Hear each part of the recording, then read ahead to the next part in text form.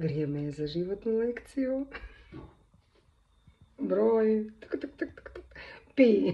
Moje životne lekcije vjerojatno imaju, htjela sam reći, na entu potenciju. Ali evo, pi. Nek bude broj pi, on ne završava nikad. Da, vrijeme je za životne lekcije. Znam da zvuči kao klišej. Ali lijepo je kad nešto klišejasto shvatite sami za sebe, kroz sebe, svojim radom, svojim trudom ili pak svojim mirovanjem. Neke od najvećih životnih lekcija su zapravo najjednostavnije. Pa evo, jedna od njih. Kad dođete s vježbanja,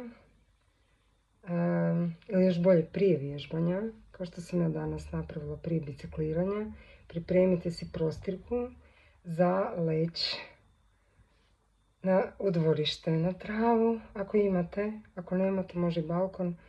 Ako nemate balkon, a brate, uzmi prostirku i odi u park ili na najbližu travu na koju možeš. Gledajte zvijezde. Znam, zvuči onak, okej.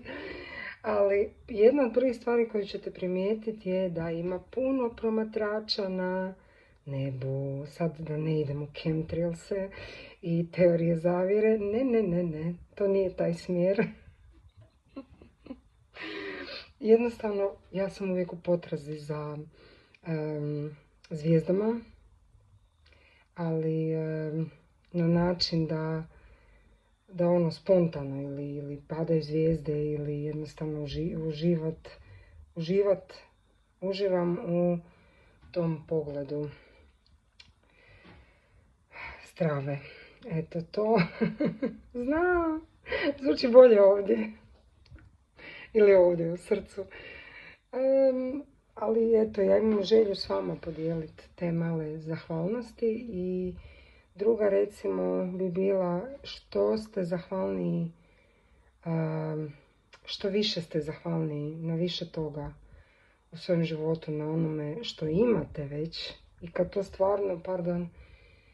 stvarno usvojite kao lekciju, onda shvatite da zapravo je sve ovo drugo vrtnja u krug, traženje lekcija i povratak na ono otkud ste krenuli. To je otprilike alkemičar. Paulo Coelho. Eto, za sad toliko.